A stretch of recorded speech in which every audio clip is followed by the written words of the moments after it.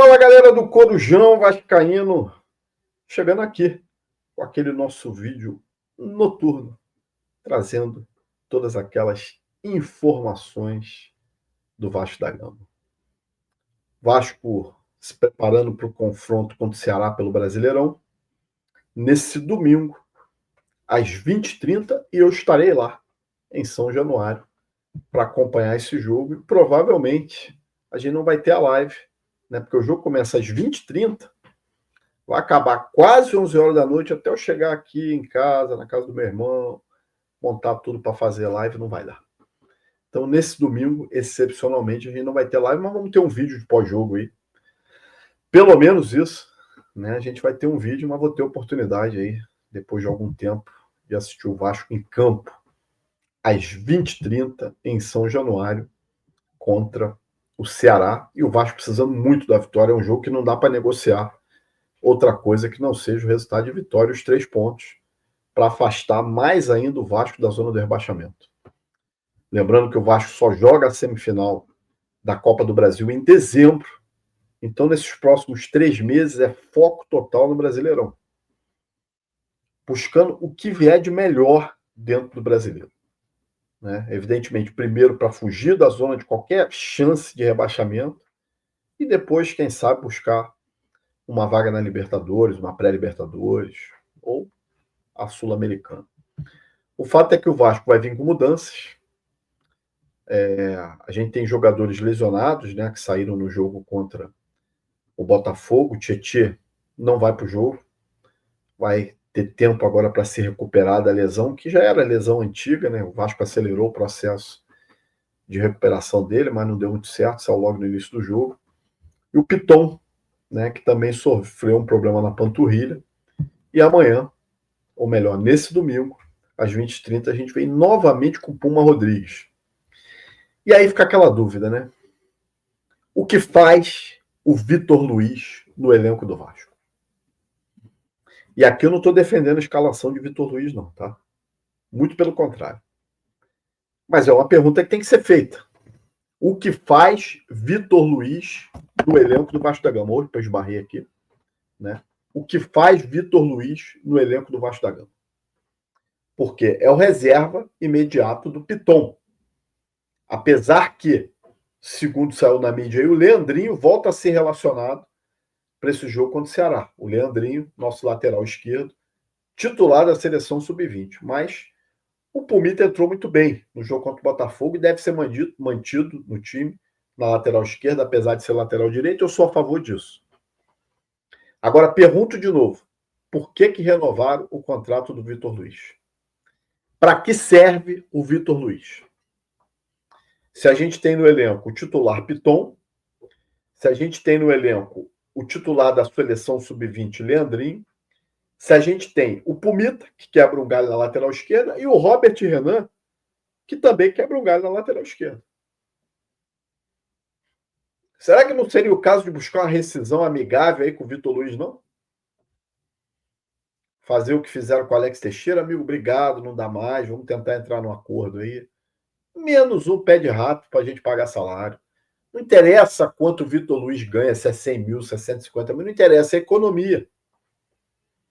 Economia de um jogador que a gente sabe que pouquíssimo será apresentado. Porque se o reserva, ele é reserva do titular, e quando o titular machuca, não entra ele, o treinador prefere improvisar o outro jogador. Então, meus amigos, eu sou muito a favor do Vitor Luiz pegar a malinha dele, agradecer pelos serviços prestados e ir embora. A provável escalação para o jogo contra o Ceará está aí. Léo Jardim, PH, Robert Renan e Freitas, Pumita na lateral esquerda, Barros e Cocão, Coutinho e o trio de ataque a gente já sabe que é o Ryan, o Verrete e o Lula. A entrada do Cocão eu acho interessante, volto a dizer, desde que o Cocão entre bem no jogo, que eu chamei outro dia aí o Pumita de Kinder Ovo. O Cocão não fica muito diferente disso, não. É outro Kinder Ovo. A gente nunca sabe qual é o Cocão que vai entrar em campo.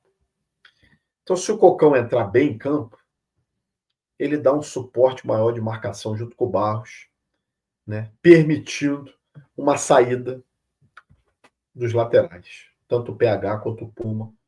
Né, o Coutinho, no meu modo de ver, não precisa voltar tanto para ajudar também, né, porque a gente vai ter ali, e sem dúvida dá uma proteção melhor na zaga. A zaga que, nesse domingo, será formada pelo Robert Renan, que eu achei que fez uma partidaça contra o Botafogo. Fez virada de jogo, saiu driblando, deu passe. Será que é isso tudo mesmo? Se for, um jogador diferente. O próprio Fernando Diniz disse isso, né, coletivo. Que é um jogador diferente, que tem poucos jogadores com a característica do Robert Renan. Então, se realmente for isso tudo, eu acho um belo reforço. O Cuesta vai estar relacionado, mas havia até uma expectativa dele entrar como titular, porque o Cuesta é da posição. Se o Robert Renan jogar por ali, ele joga meio torto, porque ele é perna esquerda, né? Ele é canhoto. Então ele jogaria pela direita. Eu acho que consegue, até porque entrou no jogo assim, né? Porque no jogo do Botafogo ele botou o Robert Renan no lado direito, fazendo a zaga com o Freitas, e voltou o Hugo Moura para o meio. O Hugo Moura está suspenso nesse jogo contra o Ceará, porque levou o terceiro cartão amarelo. E acho que o Cuesta, eu acho temerário entrar ele como titular, mas eu acho que deveria dar uma minutagem para ele nesse jogo.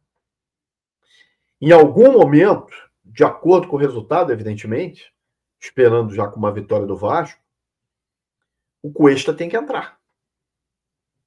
É um jogo em casa, com um adversário que teoricamente não é tão forte. Claro que tem que ter cuidado com o Ceará, mas não é um Palmeiras, não é um Flamengo, né? Não é um Fluminense, né? Não é um Atlético Mineiro. É o Ceará, com todo respeito ao Ceará. Então, acho que tem que pôr o Cuesta em campo nesse domingo. E volto a dizer, não há outro resultado que não seja a vitória. Agora, dificilmente eu vou a São Januário, quando eu vou, que eu não volto de lá com a vitória. É raro isso acontecer. E acho que nesse domingo não será diferente. É um vídeo mais curto hoje, mas eu não posso deixar de citar aqui, meus amigos, esse absurdo aí. Mais um absurdo da justiça desportiva do Brasil. O Bruno Henrique, aquele envolvido com apostas, né, com a família, que o STJD resolveu enquadrar ele apenas num artigozinho labrando, que deu só 12 jogos e 60 mil reais para ele cumprir nas competições da CBF. 12 jogos e 60 mil reais. O Flamengo entrou com efeito suspensivo e o STJD, o que fez? Concedeu o efeito suspensivo. Ou seja, está livre, não precisa cumprir nem aquela pena ridícula dos 12 jogos. Está livre. Ele não viajou com a mulambada para enfrentar o Juventude porque ele estava cansado, com desconforto, alguma coisa assim. Mas se quisesse, o Flamengo poderia escalar ele contra o Juventude. Aí eu faço uma pergunta para vocês. Se esse caso aí tivesse acontecido com um jogador do Vasco, a gente ia ter essa pena branda? A gente ia conseguir um efeito suspensivo tão rápido? A questão, meus amigos, é que esses caras não ficam nem com vergonha dos privilégios, da passada de pano que esses caras dão pro time de coração deles. Nem vergonha, nem vermelho esses caras ficam mais. Não, vermelho eles já são, né? Eles não ficam com vergonha, né? A justiça desportiva do Brasil é uma vergonha. Ela tem lado e a gente sabe muito bem qual é esse lado. Meus amigos, se você gostou desse vídeo, peço que deixe seu like, compartilhe, né? Se inscreva aí no Corujão, né? Vire membro para você qualquer hora estar aqui na bancada comigo, entrar no nosso grupo do WhatsApp. Segue a gente lá no Instagram, Corujão Vascaíno, e lá no X, @Corujão Vascaíno. Lembrando, nesse domingo, excepcionalmente, porque eu estarei em São Januário, não farei a nossa live tradicional de todo domingo, mas assim que eu chegar, colocarei um vídeo no canal aí, falando tudo sobre a grande vitória do Vasco contra o Ceará. Eu não tenho dúvida disso. Abraço, gente. Até a próxima.